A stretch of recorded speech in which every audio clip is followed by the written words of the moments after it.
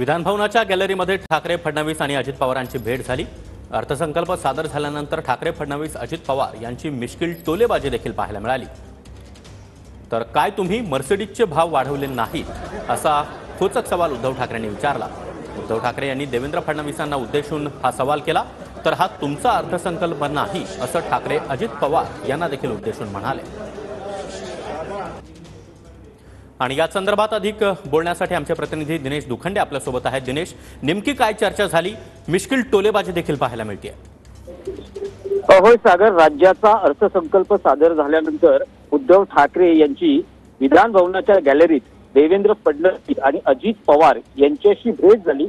नमस्कार चमत्कार झाल्यानंतर म्हणजे तिघांचे एकमेकांना नमस्कार चमत्कार झाल्यानंतर ही संधी उद्धव ठाकरेंनी म्हणजे टोलेबाजी करण्याची संधी उद्धव ठाकरेंनी गमावली नाही। उद्धव ठाकरे मुख्यमंत्री देवेंद्र फडणवीस यांनी उद्देशून असं म्हणाले,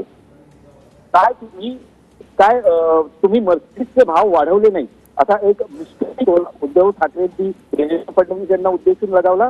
तर उद्धव ठाकरे यांनी अजित पवार यांना हा तुमचा अर्थसंकल्प नाही म्हणजे दबावाखाली मांडलेला अर्थसंकल्प आहे असा त्याचा अर्थ होता। दादा हा तुमचा अर्थसंकल्प नाही असं उद्धव ठाकरे अजित दादांना म्हणाले। त्यामुळे जेव्हा राजकारणी एकमेकांना भेटतात आरोप प्रत्यारोप होतच असतात, पण जेव्हा मिश्किल टोलेबाजी करायची असते आणि जे राजकारणातले काही स्कोअर सेटल करायचे असतात त्यावेळेस अशा पद्धतीच्या मिश्किल टोलेबाजीचा आधार घ्यावा लागतो।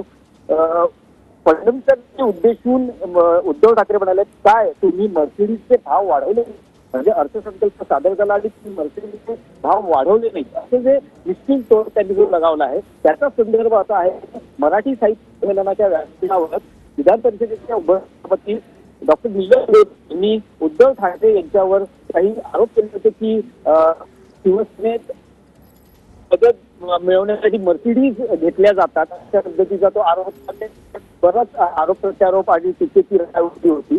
तसंच अजित पवार यांनी अर्थसंकल्प मांडलेला आहे, चुकीचा अर्थसंकल्प आहे असं दिसतं आहे आणि एकूणच विरोधी पक्षाचंही असं म्हणणं आहे, आरोप प्रत्यारोप आहेत की अनेक योजनांच्या खर्चाचा बोजा या अर्थसंकल्पात दिसतोय। त्यामुळे काही मोठ्या घोषणा नाही, त्यामुळे अजितदादांनी मांडलेला अर्थसंकल्प हा दबावाखाली मांडलेला आहे असं विरोधी पक्षाचं म्हणणं आहे। तर तोच सगळा एकूण संदर्भ उद्धव ठाकरे यांच्या या मिश्किल टोलेबाजीमध्ये दिसून येते।